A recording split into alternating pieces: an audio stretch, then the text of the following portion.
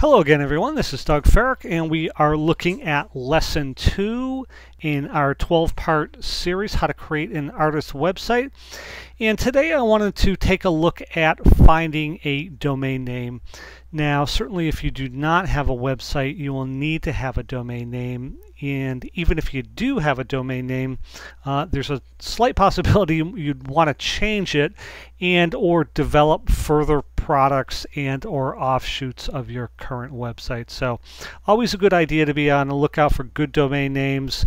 I've secured some not that long ago and just sold 2 of them, I think within the last 4 months, for over $3,000. So I mean, you see them out there. It's not as common certainly as it used to be, but they are out there. So it's a good idea to always keep your eye out for good domain names.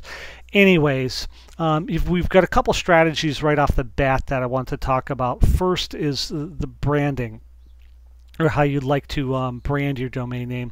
Certainly you can do it by your name. You can see my name right up here, Doug Farrick. You can secure dougfarrick.com, Douglas Farrick, whatever your name is, and use that as your brand. You see that all over the place. Very legitimate way of doing that. That's up to you.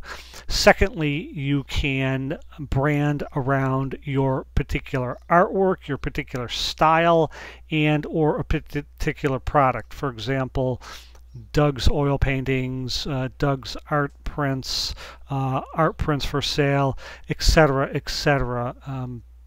Different types of sculpture for sale, whatever type of work you do, that can certainly be used as a domain name as well. And again, I think the simpler and the clearer the name is, the better, but we'll go over that in detail as we move through this particular segment. So first thing I did want to show you is some of the tools that are out there to help you find some of these names. And there's a lot out there. These happen to be the ones I like. I've seen a lot of them, and these are really good ones. So let's take a look. First one is, let's go ahead. It is this domain right here, domain.domainsection.net. It's kind of a strange domain name, but it's a really good site, and I'll show you why.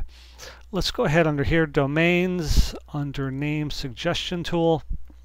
And I'm just going to go ahead and put, right here, I'm going to go ahead and put art print in here. And the neat thing about this is, certainly like a lot of them, it generates all sorts of different possibilities down below. Now, why I like this one is that it will often generate, based on its algorithms, names that don't even use the word art prints. And it will probably prove me wrong here. Oh, here's one right here, Design Right Group. It's got really nothing to do with art prints, but it generates a number of different names that you never would have probably thought of on your own when first putting in those terms. So that's really a nice one to use. Second one was snap names. And I'm going to go ahead and just type in that same term, art print. Now this is auction based, so it's a little bit different. It can be more expensive, and it is generating some results right now. So let's take a look. And it comes up with all sorts of different names based on that query that we put in there. Now these can be back ordered. You can buy it now. Obviously, these are a lot of these are very pricey, but it's all relative if that's what you're willing to pay, and that's a domain name that you really want. But I've bought really excellent domain names here for $60. Now, of course, you can get them for a lot cheaper, but if the name is something you really want, $60 is really a minimal investment to have that for the future of your business. So really good one to take a look at here, right here, Snap Names. And the other one that I like is this instant domain search. And art print. And I like it because it comes up like automatically, so you can really fool around with one name, like add a 1 to it. Okay, all of a sudden it's available in .net, art prints. Okay, those are all taken. What about best? Okay, org is available. take off the S. So you can really fool around a lot with this particular tool, which is really nice and gives you instant feedback. So the one term or terms that you might be interested in, real quick way to get a lot of different variations on that domain name. Next, I wanted to take a look at Google Suggest. And I'm going to put in here art print. And you can see all the different results that comes up under Google Suggest.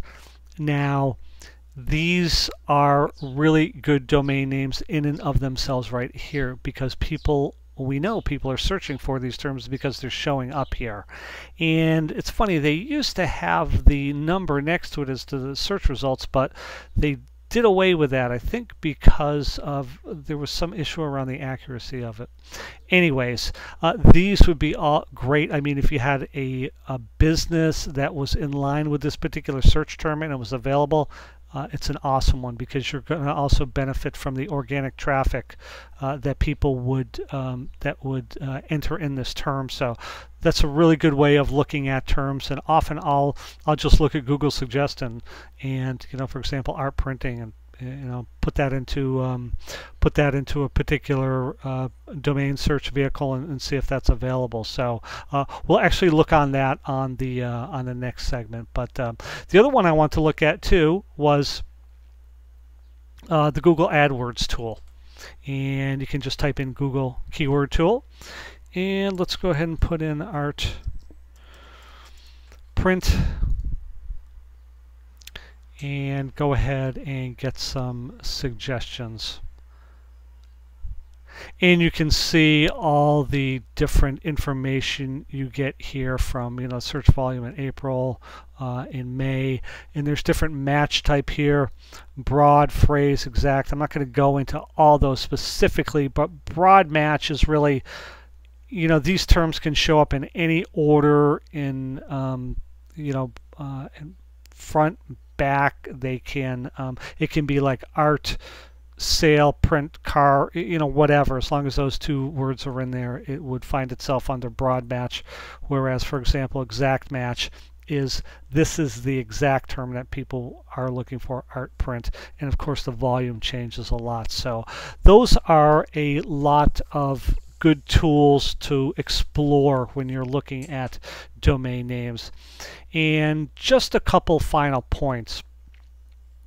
It's always a good idea to get the .com if you can. Certainly, people, if you do have a .net, the .com is the first one they're going to search for. So, try, if at all possible, to get the .com. And secondly, if you can get the .net, the .org, I would suggest you go. I suggest you get those two for the amount you pay. You can even get them a little cheaper than $7.49, which we'll see in the next segment. But good idea just to have those. Again, if it's got to do with the future of your business, it's a good idea to secure those. So try and keep it short if at all possible. You don't really need a 30 character domain name. I don't know, maybe you want one, but I don't know who's gonna punch that in. But the shorter the better. And try and keep to the your art business related terms, in terms of oil painting for sale, something like that, rather than getting really esoteric with names like the whole phase of like Yahoo and Google, and those really don't mean nothing. Obviously they're brands now, but try and get those words that are simple, easy to pronounce, and people won't misspell them. So good idea to get those industry standard terms.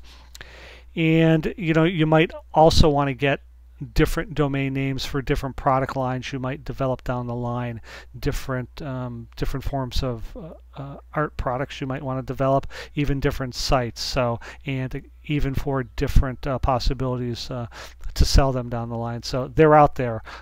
Tons of these domains are expiring every day, so they're out there. Takes a little bit of diligence, but well worth it when you find those domain names that work best for your business.